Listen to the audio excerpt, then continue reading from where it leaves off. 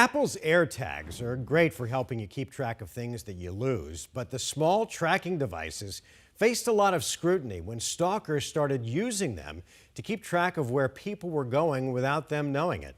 Since those initial complaints, Apple says they've installed new safety features. Well, tonight, Team 12's William Pitts put those AirTags to the test to see just how accurate they are and how Apple's safeguards hold up. These little white pucks, the size of a quarter, they look harmless, and they're supposed to be helpful for things like finding your keys, your wallet. But they can also help someone find you, sometimes without you knowing it.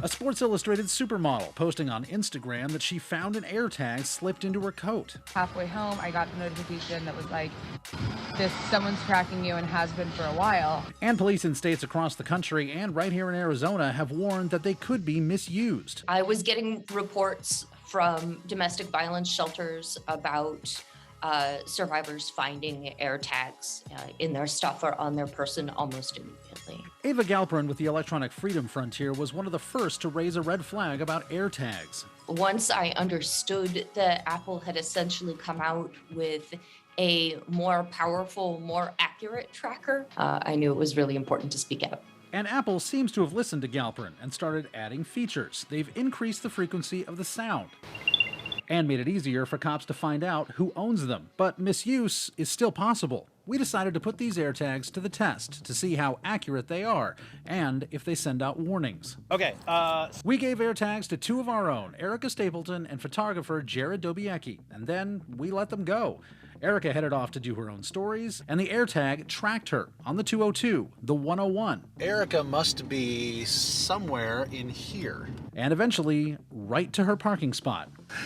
I didn't know she was going to be in it. Why does someone have a camera? No, I thought it would lead me to like the general area, but it's like specifically like to the parking space, which is crazy. You didn't tell me you were doing it. It took Erica a full workday to get a notification on her phone that an AirTag had been traveling with her, and as far as she could tell, it never made a sound.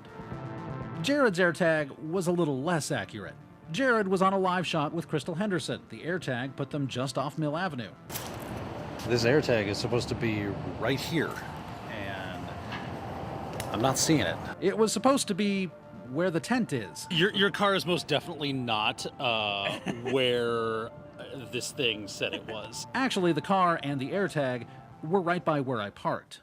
Really, I was probably 50 feet from the thing, and my phone didn't even know exactly where I was. So close, but not exact by any means. And it never did anything on my phone.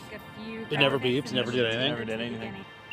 the speaker on the AirTag was set to low, and it's pretty quiet when it goes off, so it may have chimed and no one heard it.